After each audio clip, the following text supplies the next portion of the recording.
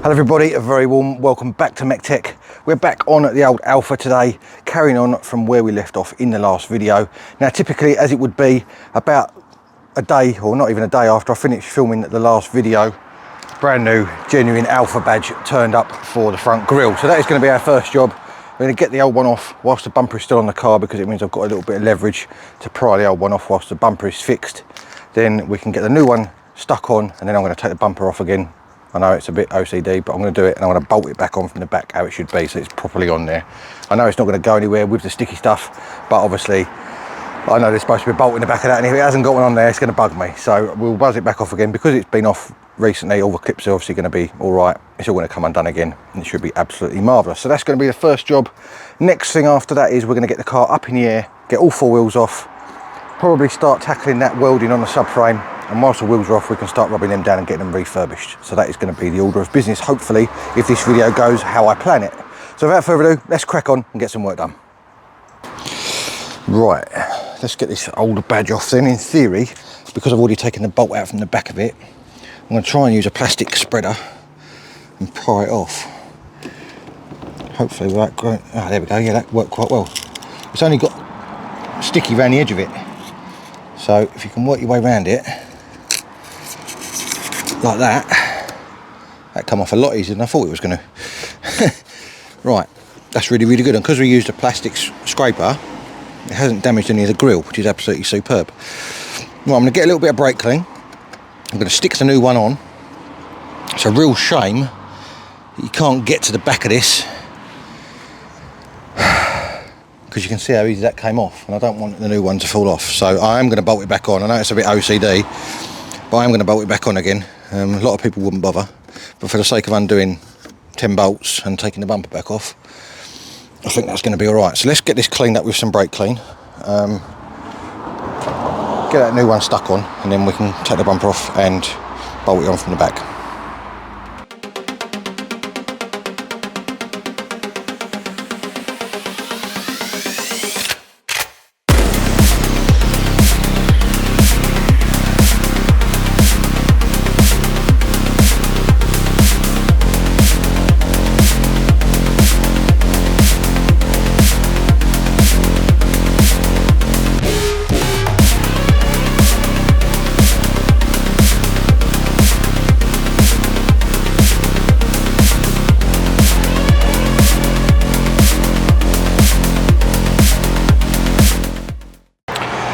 Right, you would have just seen me in the time lapse, that last bit, taking these horns back off again. Now, when I tried them in the car, only one of them was working, the high tone one.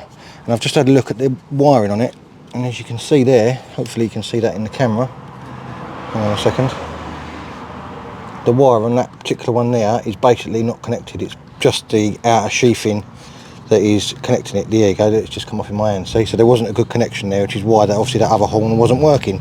So this has obviously got one of these funny connectors on this, so I'm going to try and see if I can cut back a little bit of this plastic to get to the next bit of cable, if that makes sense, and see if we can solder that back on, because otherwise obviously it's going to be an issue, because it's got the horn's got this type of connector on it, which obviously I need to somehow connect to. So I'm going to play around with this off camera for a minute, see if I can cut this back. It's a Mark 1 MX-5, and I'll show you what I'll come up with that, and see if we can get it working again. Rightio, I've got me soldering iron on, and I've try and show you what I've done here. I've cut back the plastic on that. Doesn't look very neat, but it goes straight into a connector inside that plastic. And I've opened up the end of the connector. Hopefully you can see that. There's a little bit of wire still showing in the very centre of it. And what I'm going to do is I'll strip back this bit of wire, and I'm going to lap it underneath that little bit of crimp that I've opened up, like that.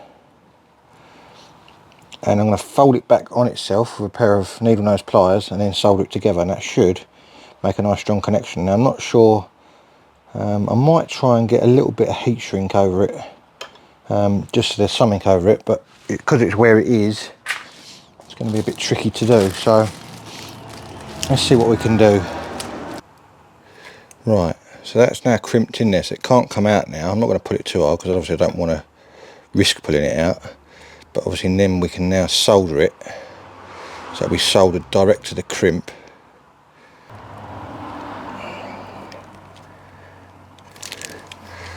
We'll let that cool off for a minute, and then I'll give it a little pour and see what it does, see if it's all right.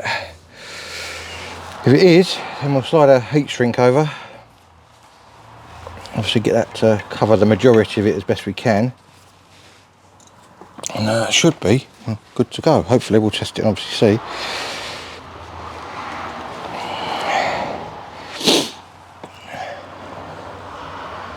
Not the prettiest thing in the world, but it's strong. It's not coming out. It can't really come out because it's covered in solder and it's crimped in. So I think we're going to go with that. Once we put our heat shrink over it, it should cover majority of it at least. Like that.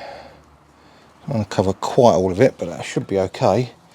And we'll get a lighter. In fact, I've got a little lighter here. That'll do it.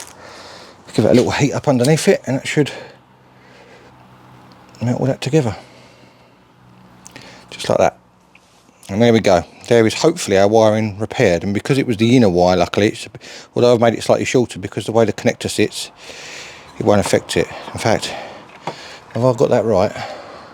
Yes, I have. That is good. That's okay. That's lovely.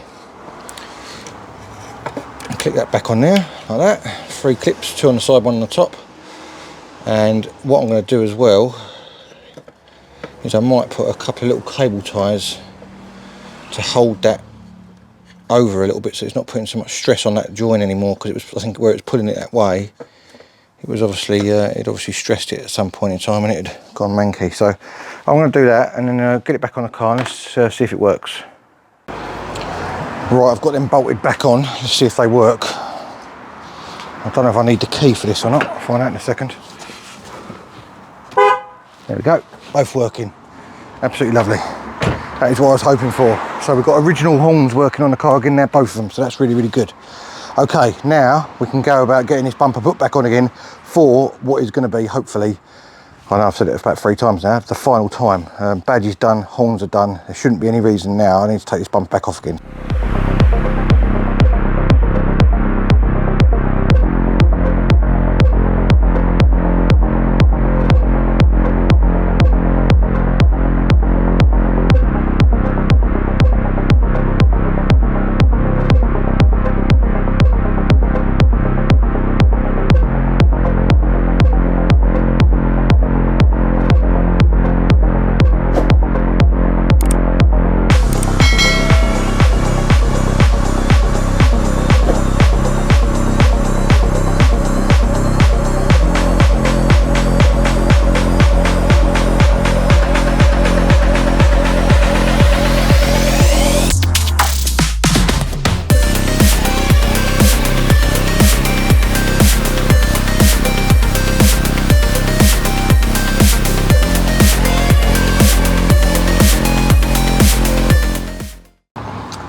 Right, you join me from underneath the front of the Alfa, and as you can see we're looking directly at where the corrosion is that we've got to repair. Now I've took the wheel off that side now.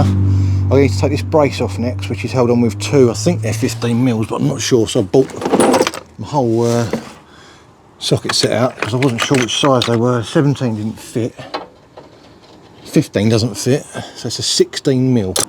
Is this going to come undone? That's the question. Well, it is actually, it is. It's alright. That surprises me. Now I've got that moving, I'm going to go and get some WD-40 and spray that.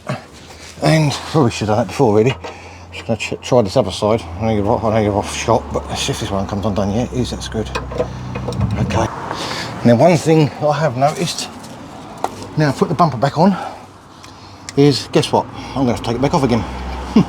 Because the aircon pipes I need to change, which run around the back of the engine.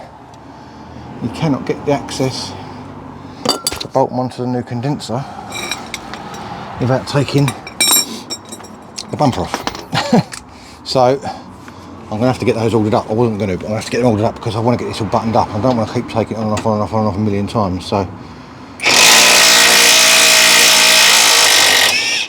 that's that one out. Sorry about the noise. Get this one off over here.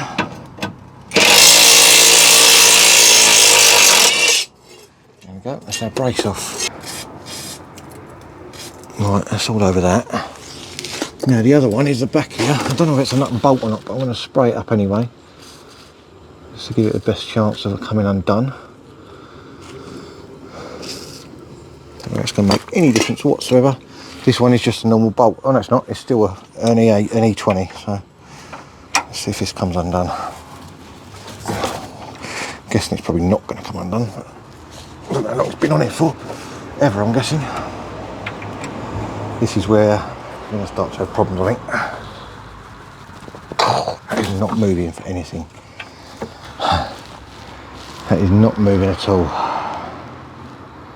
If I heat it up, I'm going to knacker this bush in this lower arm. This could be where the problems start. Right, it's an E18 after all that. It's not an E20, which is why it was a bit sloppy on there. Now I've cleaned it up, it fits. If I can actually get a bit more purchase on it now, hopefully it'll go. He says nearly pushing the car off the axle stands.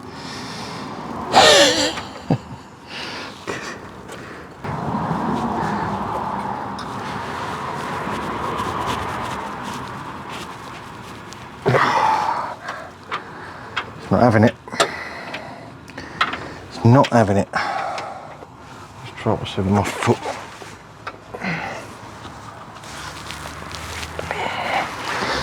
Up snapping the end of the bolt, and we will be in a world of pain.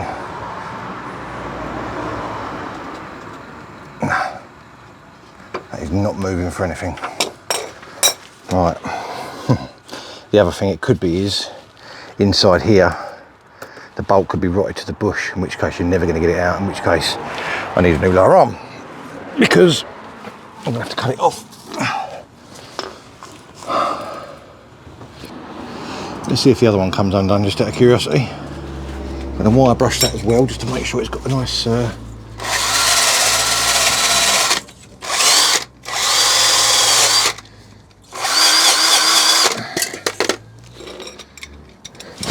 to hold on to.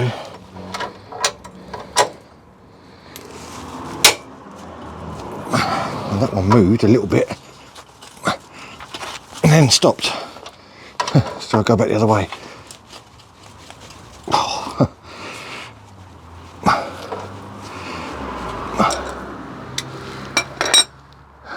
Alright, let's go and get the hip Botox in, because I ain't going to mess about. I need to get this done. I'd rather muddy the bushes in the lower arm and get them undone than try and cut them off and still have to get a new lower arm anyway. If that makes sense. Bloody in my head. Alright, let's do it. Let's try this back one first.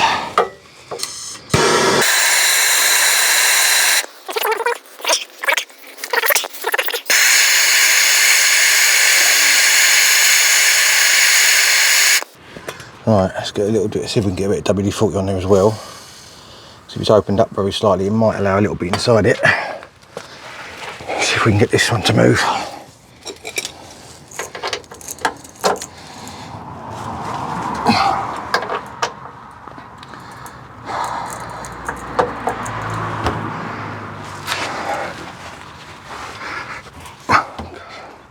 Get a good angle on it to pull it. I'm going to snap my bar if I ain't careful. It is not coming undone for anything.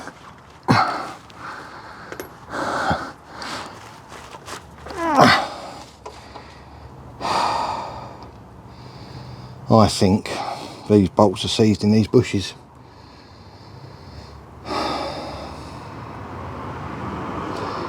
In which case, is it going to be easier for me to just say stuff it and get a new subframe?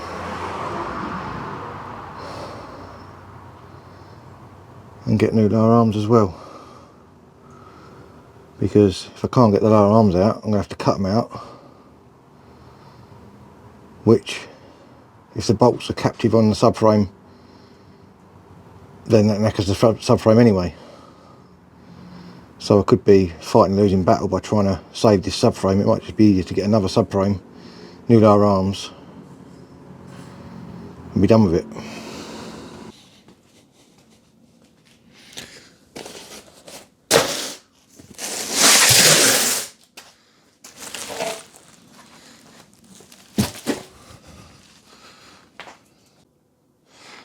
Right, some time has passed since the last clip of you saw me struggling underneath the Alfa, and as you can see, I bit the bullet and we've got all new bits for it. So we've got in this blue bit here a brand spanking new subframe. I've not had this unwrapped yet, as you can obviously tell. How have they wrapped that? Tape in many different directions.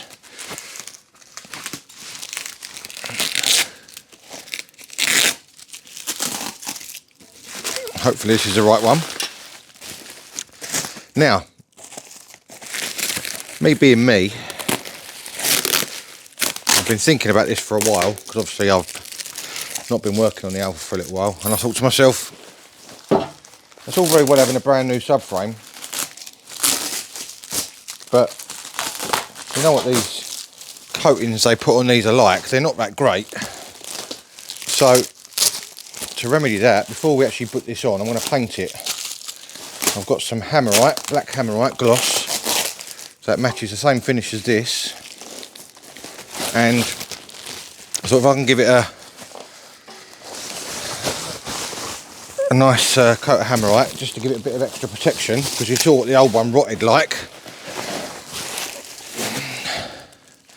And then once we get it on the car and all bolted up, we can then also fill it full of wax oil, so hopefully give it the best chance of surviving. So there we go, there's our new subframe. This box here should be a pair of drop links. 1, 2, there you go. And this box here, now this subframe as well, it came with all new bolts. So I've got a complete new set of bolts in there as well, because obviously the bolts that are in the Alfa on the lower arms are obviously rusted in, which is why we needed them in the first place. So we've got a complete new hardware kit there. See what these are like. I've got Febby Bilstein link rods and Febby Bilstein lower arms, so they're a good quality one, hopefully, and they weren't that expensive either. There we go, there's one, and there's two, and I'm probably going to paint those as well, because although they've got that black coat, this black coating on them, it doesn't tend to last very long. It's only like an e-coat type thing, which is not all that great usually, I don't find. So as I say, we're going to paint it. So I'm going to get a scotch pad on the go. We'll scotch all that up, get it hung up in the air so I can get all round it. Just going to give it one coat of hammerite, and hopefully that will see us good for the foreseeable future, is what I'm trying to say. There we go. Right, let's crack on. I want to get this all scotched up, and then we can get some paint on the go.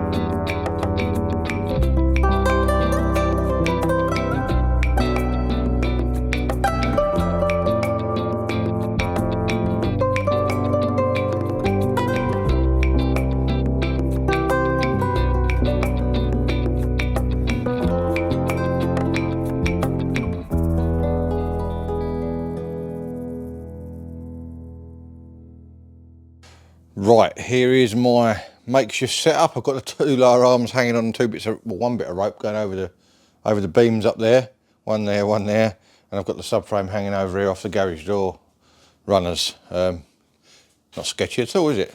Nah, it'll be all right. Right, I've wiped it all down with some brake clean, got all the dust off it as best I can.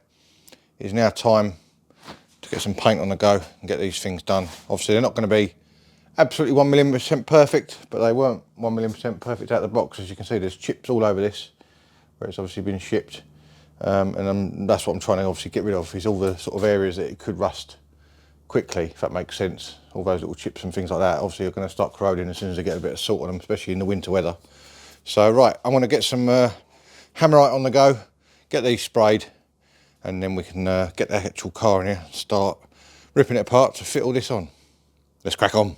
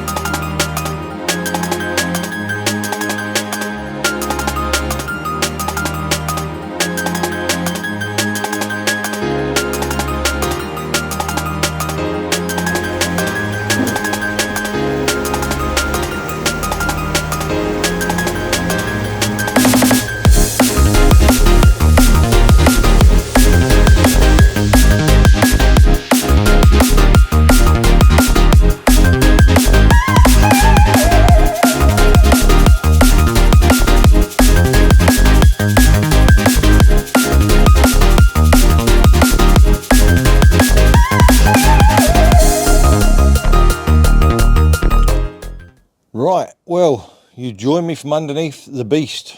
Well, say the beast.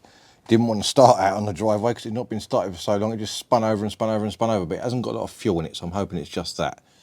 Anyway, I digress. I'm looking under here at the enormity of the task I'm about to undertake and wondering about my life choices. Yeah, it's, well, we knew what this was like anyway, but what I'm trying to work out is obviously what I've got to take off and what I can leave attached. I'm hoping, well, I can definitely leave the drive shafts in because they're going to hang off the spindles. Obviously the lower arms are going to come off the bottom of the hub. Not pointing the camera there. So we need to take that bolt out there, get these knocked out with a pickle fork or whatever. We don't have to worry about damaging the boots because these lower arms are dead. The drop links have got to come off because chances are that the anti-roll bar will come down with the subframe. I need to work out if I can leave the steering rack in the car as such and just unbolt it off the top of the steering rack. That's what I'm off the top of the subframe, sorry. That's what I'm hoping, because then I can leave all that attached and it just can hang there while I place the new subframe back in again, and then obviously bolt it back up. I need to look up in that gap there and see, this is the steering rack itself. I need to see, obviously, where the land lies with that as far as how it bolts on. Need to take this lower exhaust pipe off, unfortunately, which is bolted on up there. Chances are they're not going to come undone, are they?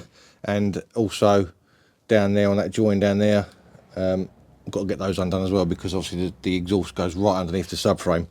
So that's going to probably be, I would think, one of the first jobs really, getting that exhaust off. I'm going to fiddle around with that and just start unbolting stuff really and see what fights me.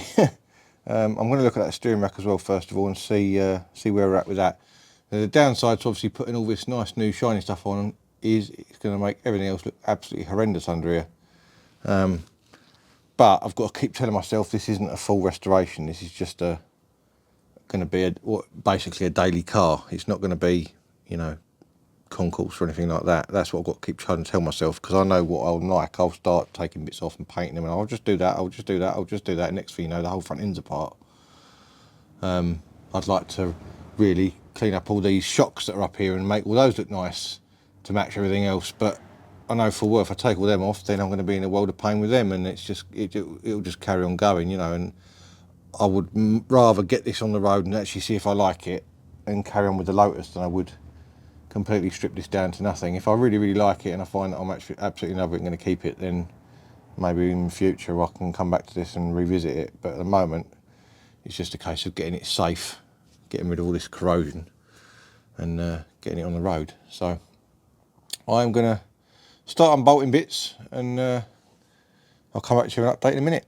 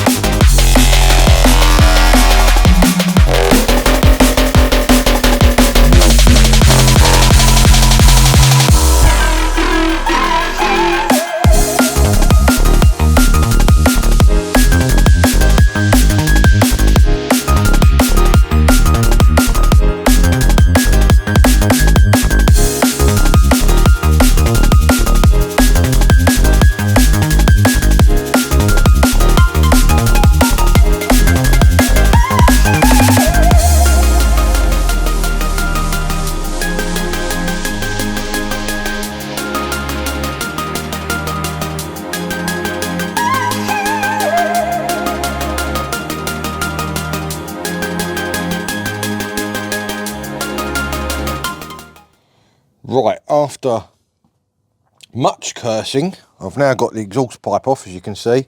I had to cut off one of those nuts over there because the thread was absolutely mullered. The top one on that pipe came undone, the bottom one didn't. Same with these ones up here. Both of them actually did end up coming undone, so the threads are okay on it. But one of the nuts I had to muller to get it off, so that's obviously needs to be replaced, but that's fine because that's obviously just a case of winding them back on. Unfortunately, the bolt on this bracket here, this is bolted to the bottom of the gearbox housing. The bolt that goes through this and into the exhaust unfortunately snapped as soon as I touched it, so I've got to sort that out, drill that out, but obviously I can do that off the car, so that's not too bad. I've also got the lower gearbox mount out. This dog bone mount here, it's just two bolts, one nut and bolt through that way and one bolt, captive bolt going up into the subframe, so that's off. So next thing now I think is going to be the lower arms. I'm going to tackle getting these bolts undone. They're actually nut and bolt, so hopefully they won't be too bad. famous last words. It took me about 2 hours to get that exhaust off. All because of like 2 nuts. But anyway, I'm going to get these lower arms undone, get these link rods undone as well, and then we get the lower arms and link rods undone. All we're then left with, I think, is the steering rack, and then we can unbolt it, I think.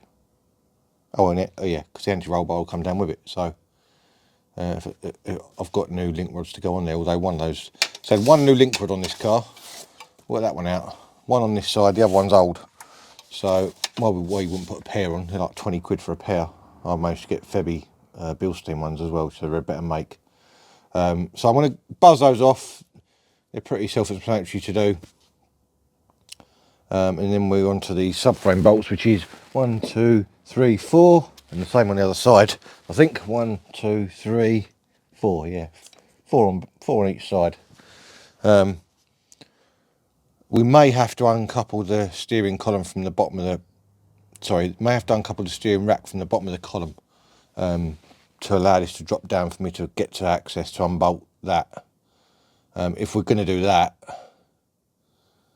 then it may be worth taking the track weddings off and just lower the whole lot down in one go. I wonder whether I should just do that anyway, because it might be easier. I may have a little look inside the car. Siren going past.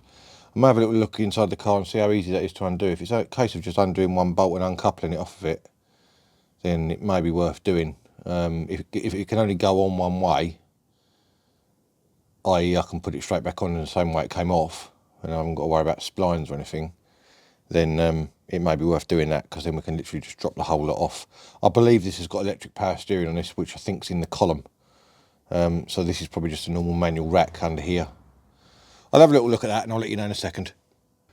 Right, you join me in the footwell, and there is one bolt in this, where has it gone? In this footrest back here, which, I know you can't see it very well, you just see it when my finger is down here, is already loose for whatever reason, so we'll wind that out. That then releases our footrest. This whole piece of trim comes out by the looks of it. I don't know why this has been out before, but it obviously has. Oh, for the course with this car, I think it's all been got out before. Then you can see up there is our steering column, which has got one reverse Torx, female Torx, whatever you want to call it, in there. So I think I'm just going to buzz that off, because that will then allow the whole lot to drop down. So I want to get a right size Torx for that. I'll tell you what size it is in a minute, and we'll get that unbolted and pop that off, and hopefully, if it only goes on one way, that'd be handy. Otherwise we've got to try and keep the wheels straight. So right, let's go and grab the right size. I'll come back to you. Right, space is exceedingly limited in here, and to the point where I'm actually looking through the camera so I can see what I'm doing, so that you can see as well. I'm still not sure 100% what size this is. We'll find out in a second. I bought a selection with me. It looks like it's going to be an E12. I'm just trying to see the size. That's an E12.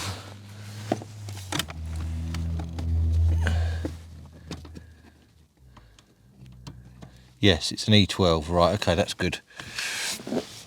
The question now is, can I get in there with the socket to get it undone? As I say, I'm actually looking at this through the camera, because you're in my way, effectively.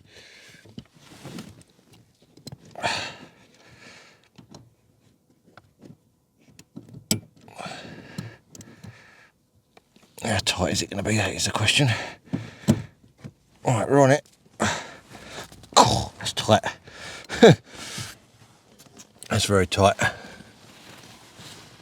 Let's try it from a different angle with me holding it from a different place. God.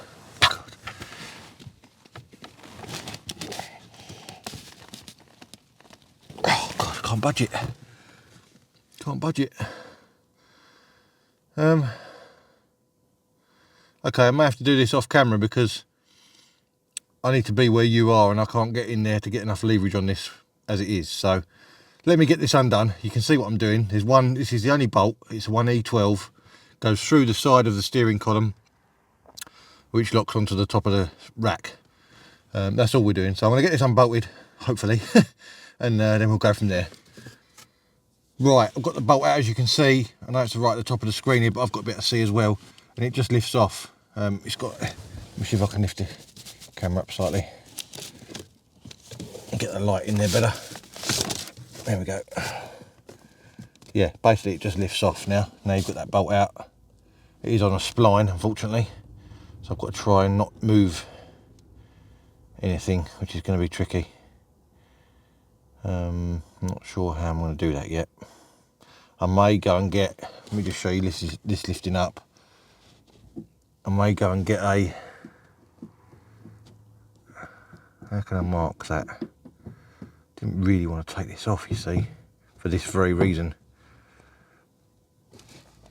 I wonder if I go and get my little gold mark. I'll give this a clean up and I'll put a mark on it where it lines up, so that I know roughly at least where it has got to go back to.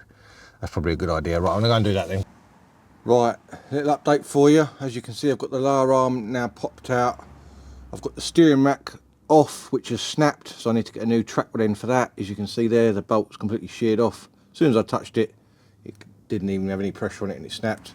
And I've also got the link rod in here disconnected as well. That is a new link rod. There's nothing really wrong with that, but I've got a new pair anyway. So that's the anti-roll bar, obviously then disconnected as well. So in theory now, this side is all disconnected from anything on the car that it needs to be. I shall go into a little bit more detail on the other side. I've done this side off camera because it's a little bit tricky to get to, being closer to the wall, and I haven't got a lot of room and I haven't got a lot of light. So yeah, right, let's crack on, get onto the other side, get all these bits undone. I'll show you what we've done and how we got my part. Right, you join me on the passenger side. Now I've actually been using for this a 5/8 socket, because it's actually a 16mm, or it should be, but I haven't got a 16mm deep socket, so I've been using that one. This is a 17mm on the end of the track rod in there. Now as soon as I touch the other side with a ratchet, just a little ratchet like this, it snapped instantly. So I'm guessing this one's going to do the same thing. Oh no, this one's come undone. How weird is that? Okay, well what I'm probably going to do is get a pair of new ones, because I'm not messing about. I'm not just going to replace one like we did with the link rod. You can see the link rod on this side is an old one, the other side's a new one. So right, there's our, that's come undone really easy. Why can't they all come undone that easy? There's our track rod end off. There's not actually anything wrong with that, but I don't want to change them. I don't just want to change one, I want to change them in a pair if I'm going to do them, do a proper job. Right, next one we've got behind there is that anti-roll bar link, which is, as I say, I've been using a 5/8, but I think it should be a 16mm. And this one is actually ran the wrong way, or ran the other way, I should say. Now, I wonder whether the other side's been put on wrong, or whether this side's been put on wrong. I have no idea. Just looking at how close that back plate is to that brake disc, getting half close. Anyway, I digress. Right, let's get this, see if we can get this undone. I'm not expecting this one to come undone as easy as the other one, because it's not a new one. The other one come undone like the other one came undone like that track rod end did. Oh, it moved. Blimey, it's actually coming undone. Well, no, it's not. The whole thing's twisting. Right, okay. The whole thing's twisting. In that case, there's a small collar on, if I zoom you in. There's a small collar inside here which you need to grip onto. Now we're not worried about the bolt on this because I've got a new one, so I'm going to get a pair of mole grips on that. So this not if you ever want to save this, it's not. Let's get a bigger pair of mole grips on that. They're not big enough. If you ever wanted to save it, it's not going to be any good. Well, you can do it. You just have to be a bit more careful. But because I've got new parts, we're not too worried about it. Right.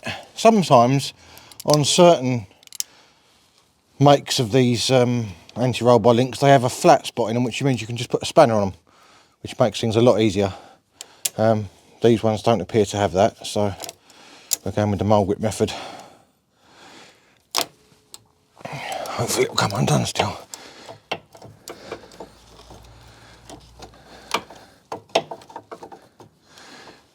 What's going on here? Ouch. So this is the issue you have, because the bit you want to grab onto is a lot smaller than the rubber boot. If you did want to ever save this, chances are you're going to knacker the rubber boot doing it this way, which is why it's really good when they've got a flat sort of sided bit in them that you can get a spanner onto. I'm hoping you're going to be able to see what I'm doing here, and I'm not in the way of the camera. Right, that appears to be coming undone. Dearie, you should better do it with your fingers now. Yep. There we go. That's that off. Ouch. That hurt my hand. It hit me right in the thumb. I was taking the skin off, that's why. Oh, it's really cold out here today as well, so that really hurts when you do things like that. It's not ideal. Right. Last thing to take off is this ball joint. Now again, if you're wanting to save the ball joint, if you're wanting to save the lower arm, it really hurt my hand, you're going to need to use one of these, which is a ball joint separator. They come in different sizes, and usually it's a lot easier to use these if you've got the brake disc off. I'm not taking the brake disc off, and I don't care about these lower arms because we're getting new ones. We've got new ones, obviously, because these ones are rusty and rotted into the subframe. So again, I'm using a, where's it gone? A 5/8 size socket. No, I'm not. Hang about. The other side, I'm sure, was a 5/8 size socket. It may need a bit of wire brushing because it's all menky. I think this car's been under the sea, or it's just an Alfa, one of the two.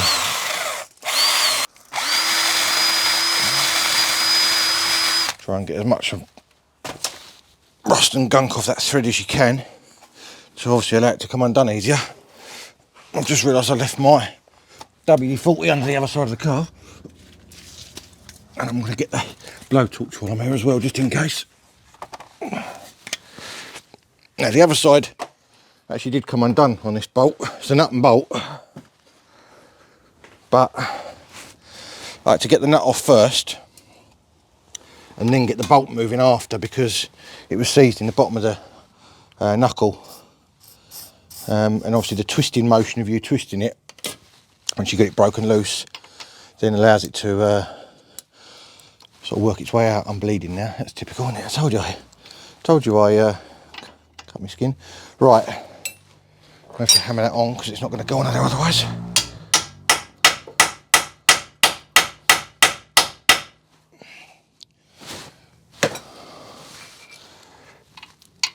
I might get a little, got my 3/8 breaker bar here, a little bit more leverage on it. Oh, it goes. Now I've hammered it on there. Actually, let's leave that on there. And now it's broken loose, I'll get the ratchet on it. Don't want to take it on and off again because otherwise it'll... Right, there we go. There's our nut off the bottom bolt, pinch bolt. Now, I need to, I think the other side I did put a little bit of heat on it to get it moving. Let's try it without. If it doesn't move, then obviously we'll get a bit of heat on it. Right, so we're at the stage where it's loose, but it's not loose, if that makes sense. So, get our nut back on the end of it. And then what we can do is get a, what do I want? I want that big extension bar, bigger than obviously what you need, and then you can put it on the end of it and give it a clout and hopefully it'll go.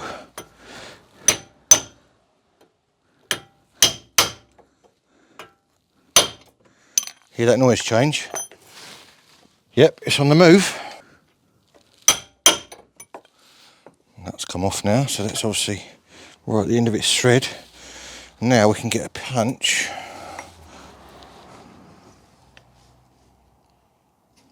Oh, it just pushed out. There we go, one bolt. No snapping, nothing. We'll give it a nice good old clean up while we've got it off, and when we put it back on, this section here hasn't got any threads on it.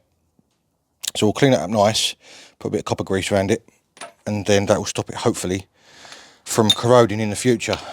Now we've got that out, we can go for the intrusive method of getting this off, which is a pickle fork.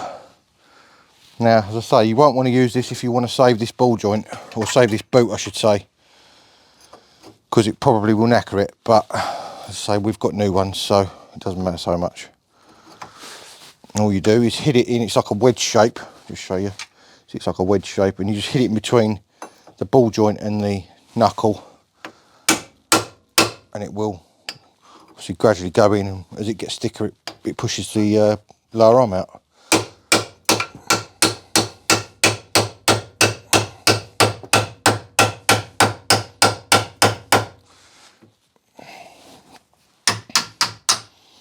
Right, it's moved a little bit. Now these are very, very rusty in here, as I said before. They're possibly original, I don't know, but I would say they look like 100,000 mile lower arms to me. Right.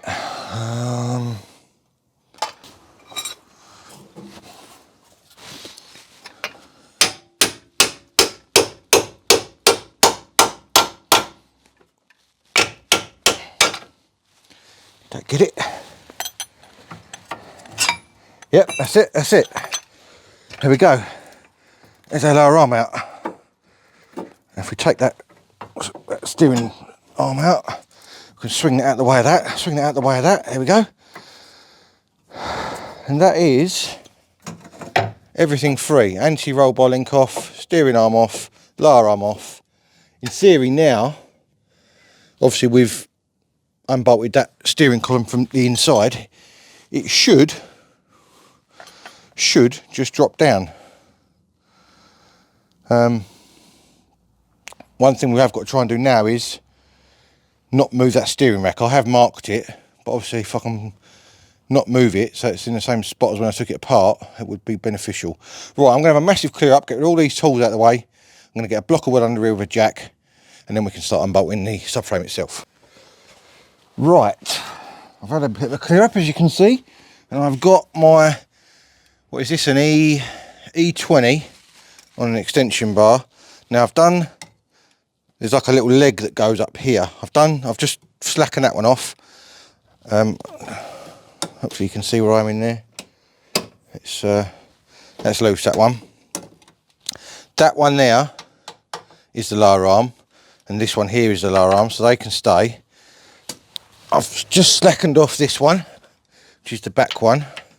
I'm just going around them all just to get them moving. That one's loose. This one at the back here is next. I've got to try and get that one loose if I can.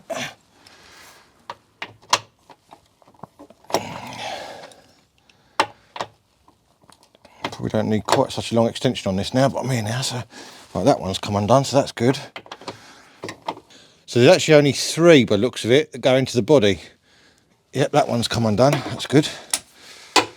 Because these are captive inside the body, there's no corrosion on the other end of them, so that's why they come undone easier. Right, that one's all right. Yep, that one's come undone, that's good. Okay, got the one up here to go through the lower arm to get on it. Can't see from where I am. There we go. Yep, that's undone. Right, okay. Okay, good. So all the ones that go into the body itself are slightly slackened off. Now I'm just looking here. Looks like the gear selector cables are in a clip attached to this, so I'm going to have to undo that. It's just a clip, it's just a squeezy clip by the looks of it. You have to pop the top off and then the cables are released. I need to get a screwdriver. I've just put everything away, thinking I won't need any of that anymore because I've used all that and now I need it again. Aha! I think I might have done it. Yes. Okay. Gear selector cables are free, I think. Well, one of them is. The other one, when we load the subframe down, the lid of the clip will lift up and it'll let it come out. Right, so are we ready then to lower this down? I don't really know, to be honest. One way to find out, isn't there, I suppose. I think there should be only 2 more bolts holding it. Because the middle 2 of the rack, what's something to put on that really so it doesn't dent my bumper. I do.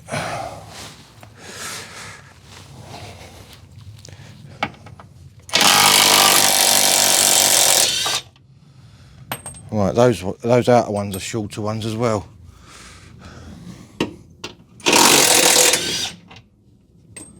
So the 4 back ones are all shorter ones. The 2 front ones are longer ones, and then obviously the other ones are for the lower arm and the steering racks.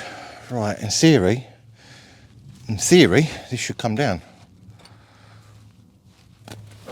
Oh, what theory is.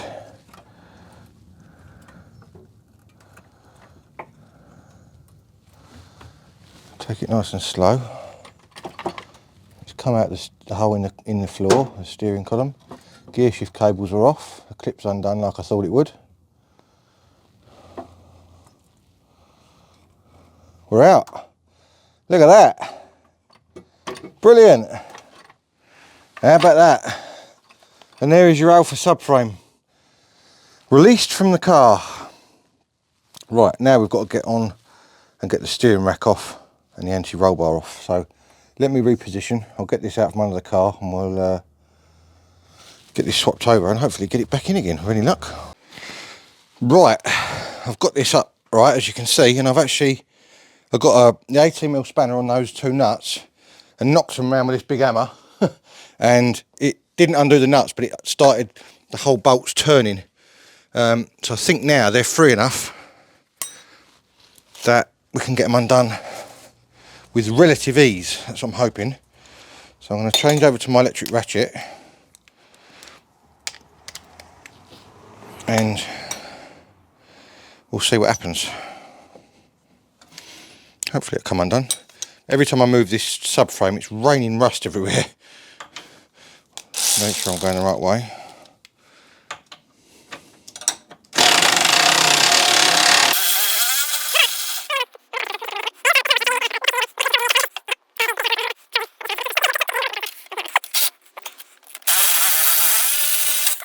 There we go, there's our other one undone, and that's our steering rack off.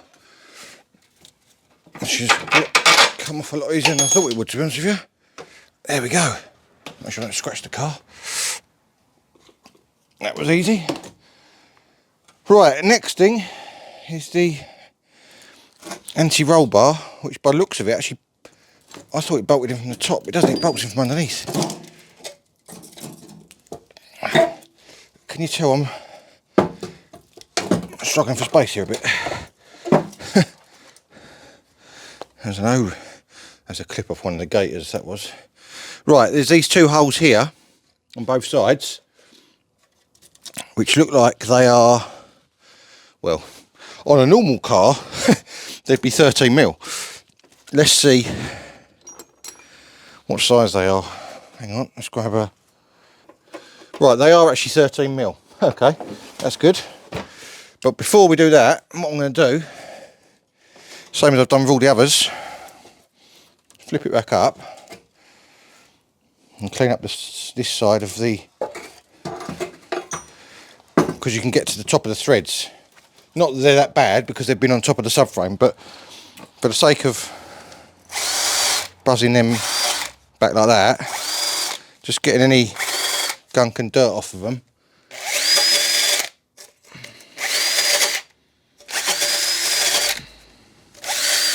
Like that.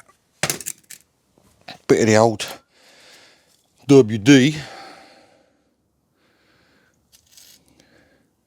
By the looks of it, these nuts are captive on these brackets. And this is going to be the next thing, is got to see what these bushes are like. I didn't order new ones, so I thought they'd be alright, but we'll find out in a minute. Right, so in theory now, if we turn it back over again, it's quite a lot heavier this is with the lower arm still attached.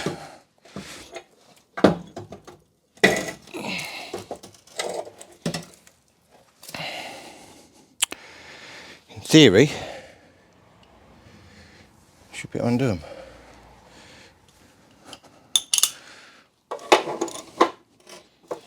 How about that? Look at that. It's only working. It's only working.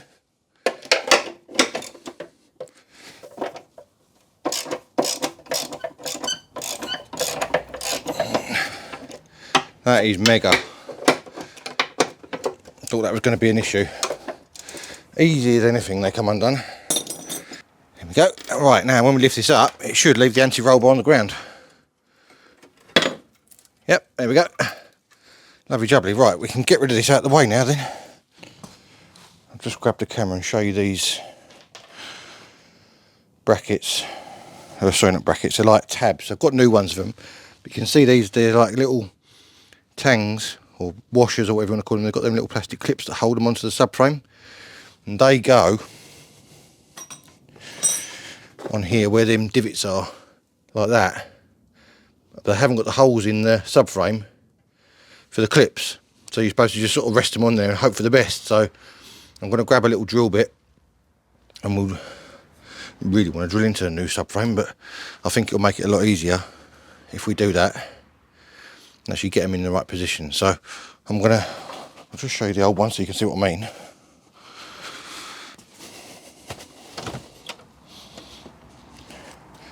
On this side, they've got them holes there, you see. So they've got the 4 divots in it, and then they've got 2 holes. So I'm going to see what size, get the drill bits out, see what size they are, get the right size, and we'll mark them up and get those drilled. So at least I can clip these back in again then with the new washers. Just use the old clips, and it'll hold them in place while we bolt it back in. It'll make life a little bit easier. That's the plan. Rightio, I've just been sorting out these washers. As you can see, I've left one of them off so you can see I've drilled the holes in there.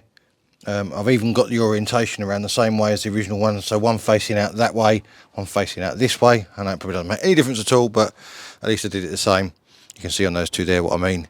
And also I've gone around the edges of the holes with a little bit of hammerite and a cotton bud, just to obviously give it a little bit of rust protection. And I'm putting these in whilst the paint is effectively still a little bit wet, because I thought, well, it may chip off if I put them in once it's dry. If I put them in while it's wet and the paint's still fluid, it'll mould around these clips. So that's my thinking behind that. So there we go. So that is those little plastic clips. I just hold them in there like that. You can see me just push that in very easily. Just holds those in place while we put the new subframe back in the car. So next thing I'm going to do, also, sorry, while I'm here, I've given the steering rack a bit of a clean up in the middle there. Just run over it with a wire brush to get it a bit cleaner. It looks all nice and marvellous. Done the same with the anti-roll bar, give that a quick clean up. That's all nice and black and shiny again. There's a few little bits of rust on it, but I'm not too worried about that. So yeah, that's all ready to go back on now. Right, there we go. There's our subframe back together with the steering rack and the anti-roll bar back on. Looking really rather smart. So we'll get it dragged underneath the car now. I'm going to drag it under on this tarpaulin so I don't scratch it all. Think how easy this would be if I had a 4-post ramp and a transmission jack. That wouldn't be any fun, would it? You couldn't all look at me and say, what's that Wally doing?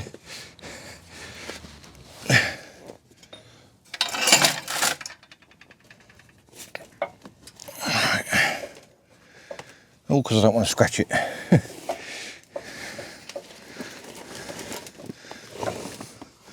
We're still on the sheet at the moment, so I shouldn't scratch it.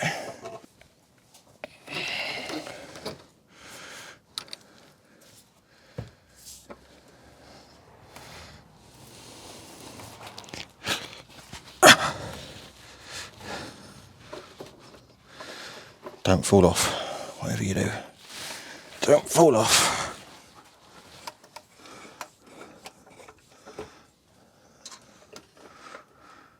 Right, this is where it's going to stop wobbling now because I've got to go up in the air with it.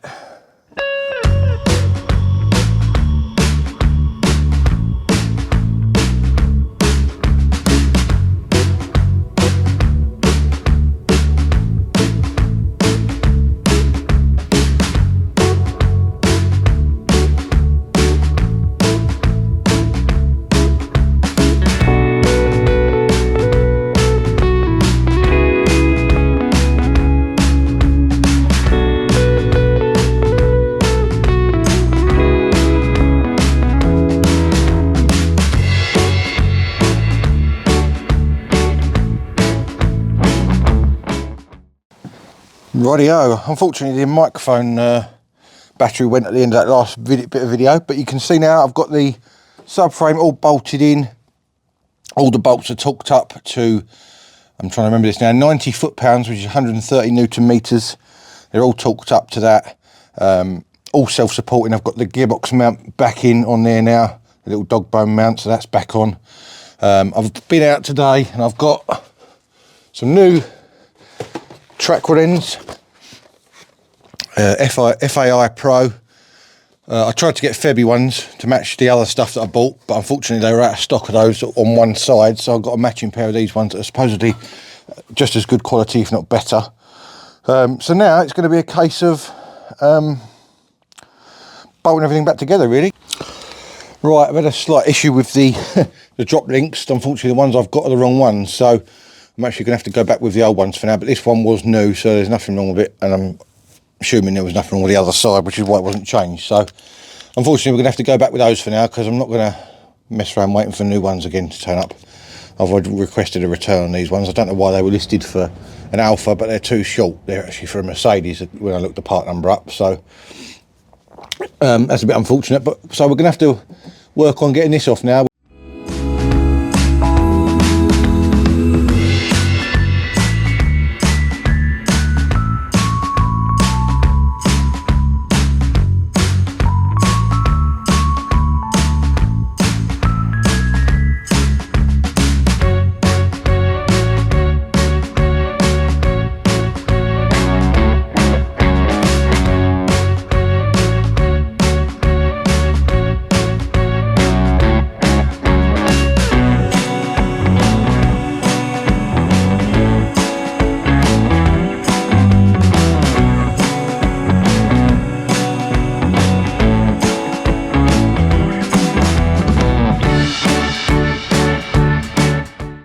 Right, as you can see there now, I've got that free spinning all the way along that thread by hand, which is exactly what I wanted, because I didn't want to get to the alignment shop and then they say, oh, it's all seized up.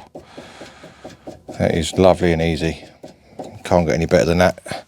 Right, so now we can get this track rod end wound on again. 12 turns, but it will be 12 and a half because it starts out the wrong way effectively. If we can get it started.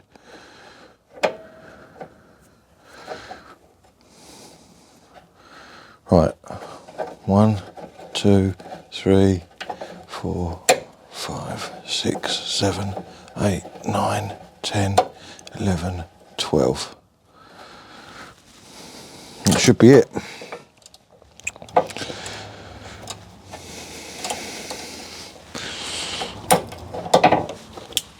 Now I can go back in our knuckle. Imagine trying to do all this with the lower arm in the way. Be a right pain.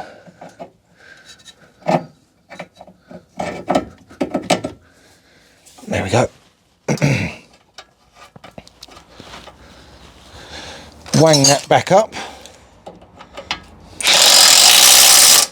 I will check that in a minute with a bar, but so that's on there now. We can wind that back by hand. Obviously we need to just tweak that up for now so that I can drive it to the alignment shop and it won't all fall apart. Get the excess grease out there.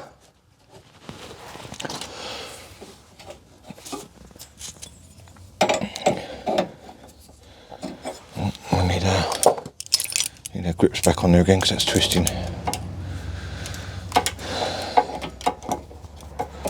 I won't need them as tight this time though, because obviously I've freed it all up, so right. There we go.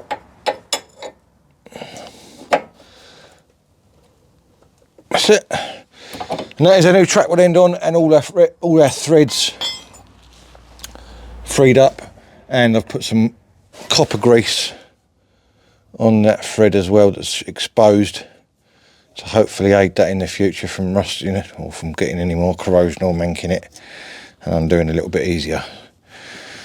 Right, and now I've got to do exactly the same on the other side. Although the other side isn't actually broken, I'm going to change it anyway, just because then we've got a matching pair on there and I know that both of them are all free and top banana. So link rod's back on, track rod end's back on. All I've got to do on this side now is the lower arm. I'll probably do this lower arm off camera, and then I'll show you the lower arm going in on the other side, because it's got a bit more room to film on the other side, and all that sort of thing.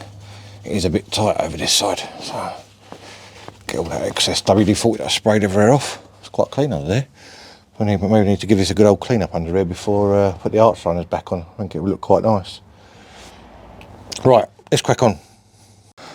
Right, after a little bit of struggling, I'm not going to lie, now it was going very, very easily, and then I realised I hadn't put any copper grease on these bolts. This one was fine coming back in and out, but that one, because I put that one in first and twiddled the arm round, you'll see when I do the other side in a minute, all the bushel went whoop, like that, and I couldn't get the bolt back through again once I took it back out to put grease on. So that was a bit of an effort, but it is all on there. I've torqued these up to the same as the subframe bolts. I'm not sure whether they should be or not, but I've done them the same as the subframe bolts. I've done this one pinch bolt as tight as I can. The link rod is done up. The track rod, new track rod end is done up. I've nipped up the nut on the track rod end for now, so obviously so that I can drive it to the alignment shop when I go. So that is this side complete. I think I'm going to get the wheel back on this side just so I can say this side's completely done, and looking absolutely marvellous. As you can see, it looks really, really smart with that lower arm on there now and the subframe. So that's absolutely mega. Should I put the wheel back on? No, I'm going to leave the wheel off for now, just because I've still got to get the exhaust bits back on here, and obviously I've got a bit more room with the wheel off. So I'll leave that wheel off for now. I did jack this up level when I did up this bolt, because obviously this one is a pivoting bush, and I wanted it to be in the resting position when I did this up, or the resting position when the car's on the ground, I should say. So I jacked this up to obviously get the suspension at sort of semi-normal height. Then I've done that one up, and then I've let it back down again, just so you know I haven't done it up on the droop like that. So there we go. Right, let's get over to the other side and get the other side done, and hopefully it'll go a little bit smoother than this side. Now I've done it once, and I can show you exactly what I did. Right, on the passenger side now, I've spent the time on the track rod end the same as I did on the other side, as you saw me do, taking all this off, freeing it all up, greasing it. It is all absolutely free moving, absolutely top banana. Now I have put the old link rod back on, as you can see, or whatever, but I have actually now got some new ones, some correct ones. Again, FAI Pro is the make I've gone for. Came from my local Motor Factors Motor Parts Direct. They seem to favour these, so we've got two new ones of those to go on now, so I can actually replace them with the correct ones rather than the ones that I got before that are wrong. So I'll probably do that off camera. So you can see we've got one sort of up and down bolt, if you like.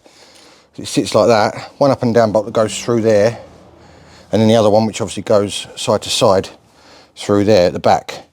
Now to get this in, I found that it was a lot easier to jack this up, because then that allows you to just swing it in. Now the one thing I have got to remember to do, which I didn't do on the other side, is actually grease the bolt around the bit where there's no thread before I put it on, because I did it before, I didn't grease it, and then I had a hell of a job getting it all back off again for whatever reason. So I'm just obviously telling you the experience I've had to hopefully help you. I'm not doing the same thing again, you know. Right, let's move the arm out of the way for a second. I'll move you back a little bit so you can see what I'm doing.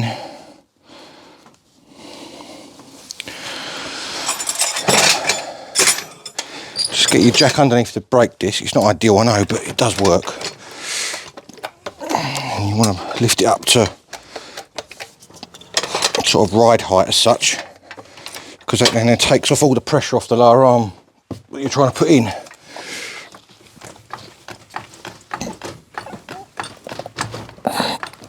So if you get that up in the air like that, right, so the arm, as I say, now I've got that jacked up, it should slot in that end first, fairly easily, very easily in fact. Get your bolt, get some copper grease on that bit where there's no thread, because obviously that's what effectively corroded the old one into the old arm, and I couldn't get it undone. Put a little bit on the thread as well if you really want to, just a little smear. Right, like that. And then if you get that through the bottom of the subframe into the bush, should go straight through like that. Be very easy. Now this looks absolutely as easy as anything, and it is as easy as anything really, assuming that you haven't got to take it back apart again once you get it all in place. So now you've got that one in there, you can see it pivots, and then you can pivot it round, assuming you haven't put your jack in the way, which I may, well, I might be alright. It should, if you're a little bit of persuasion, just pushing that other end. A little bit of WD-40 sometimes might help, because it's obviously rubber going into metal. So pull it back out again, get a little bit of WD on the rubber bit, only a little spray, and it just aids it going in and makes it a little bit more slippy, like that. That should then slide in. There you go. See how much easier that went in? Same again with this other bolt.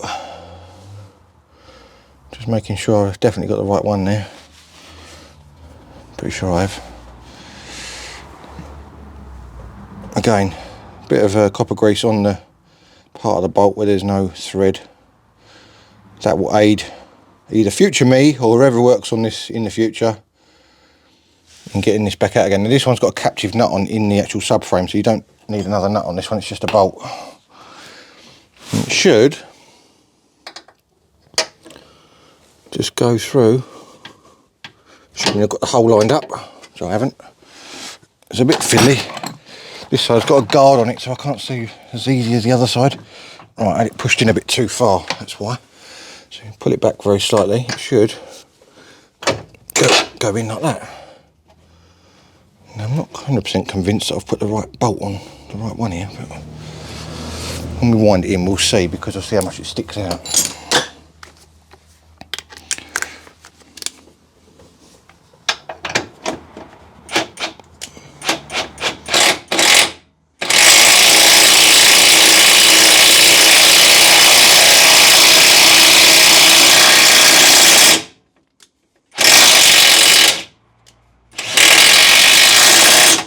That's it. Oh, sorry, that was a bit noisy. Right, this one, I'm trying to remember what size spanner it is. I think it's a 19mm nut on the top of that. Yep. Give that a little bit of a wang up with this. Like that. And then obviously go over it after with your torque wrench to make sure that it's the correct. I've done them the same torque as the subframe bolts. With the suspension jacked up, there you go, that's that one clicked. It means that this bush is in its normal position up here, so that it's not under any undue stress. If you do it up while it's drooped down, it's going to be in the wrong position effectively for road use, and then it will knacker the bush quicker than what you want it to. So if you do it up with it in this sort of position, which is roughly level, or just under level, then it should do the bush some good. There we go. Right, there we go. That's those two bolts in and torqued. Now, take your little cap off the ball joint, that little protective cap, and we have to lower the suspension back down again, but this will have some flex in it, and you should be able to flex it down enough to get that in the bottom of there now.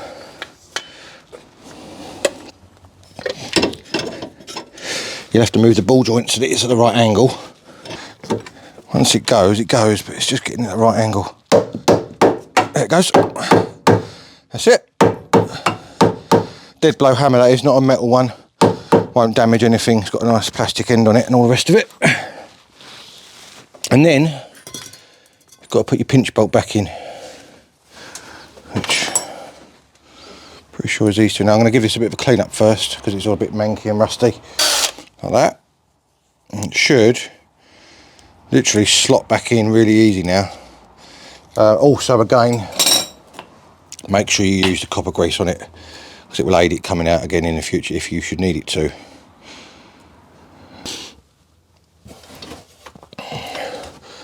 Ouch. So I'll call that tight. So keep slipping off of it, and I don't want to do that because it's going to hurt. Right, there we go. That is our lower arm on. Track rod end on. I'm now going to swap over that link rod so they're nice and new. I'll do that off camera. It's only 2 bolts, as I say, and I'll come back to you. Right, just thought I'd show you quickly. I've got the old link rod off. It was proper on there, that one, because obviously it was a lot older one. I don't know how long it's been on there for, but as I said earlier in the video, some of these have flats on, so you can get a span around that bit to be able to undo them easier. This one obviously hasn't. I had to use mole grips on it, but the new one has.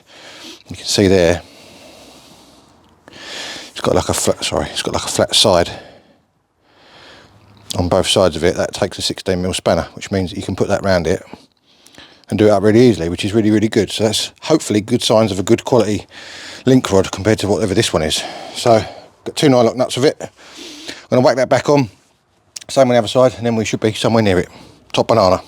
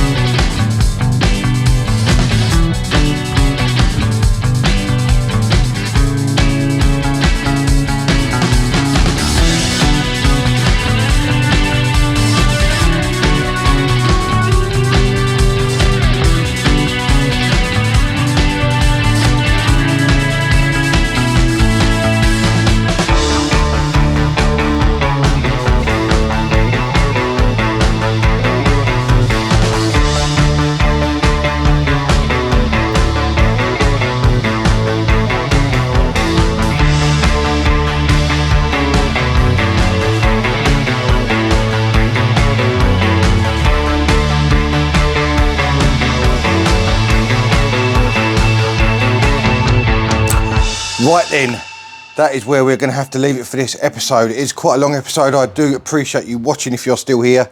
And I know I said in the beginning of the video that we was going to do the wheel refurbs and stuff like that, but obviously this job has taken a lot longer than what I first expected, with different parts being wrong and just generally being an Alfa and being like it's been under the sea for 20 years. It's been a bit of a challenge, but we've got it done. It is all back together. Subframe, lower arms, track control ends, link rods all renewed and all on there, and the exhaust now doesn't leak after I had to take that middle join back off again and just clean it up a little bit and put a little bit of paste around it on the new gasket I put on it. Had a very, very slight leak.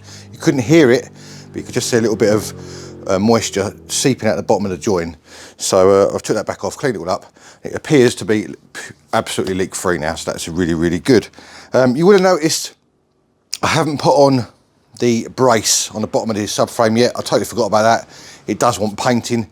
I'm not going to put that on looking all manky now. I've got a nice new subframe on there. That is still in the car, so I'm going to refurb that off camera, give that a quick cut of paint, get that bolted back on, so that can obviously go back on there and be on there how it should be, and then it will be absolutely complete.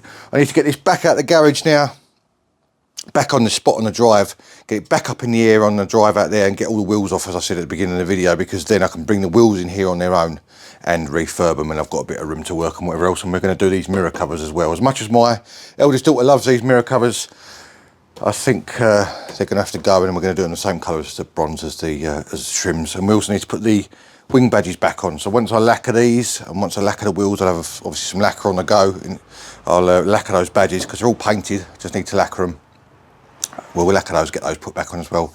And in theory, apart from your roof aerial, that will be the outside of the car complete. I want to get all the jobs done on it before I put it on the road, that we're going to take it off the road again, if that makes sense. So like the wheels, for example, and the subframe and all that sort of thing. Now that's virtually done, once that's all done, I can actually get it on the road, start using it, and then I can fiddle around with the bits on the inside as I go along, and obviously that can be done while I'm driving it and stuff like that. So there we go. Right, there are five things that you could do for me if you don't mind. Hit the like button on the video, share it with all your friends, subscribe if you haven't already. Make sure you hit the notification bell if you want to see future videos like this one, and also hype the video. The hype button is the new thing on YouTube now. If you could do that for me as well, that would be absolutely superb.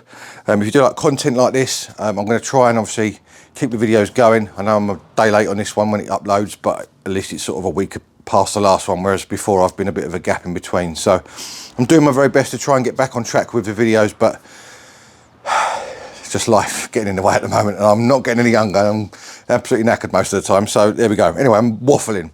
If you do like what we see, make sure you do those 5 things for me. That would be absolutely superb. And if you want to join me soon for more automotive adventures, I will see you again next time. Cheers, guys.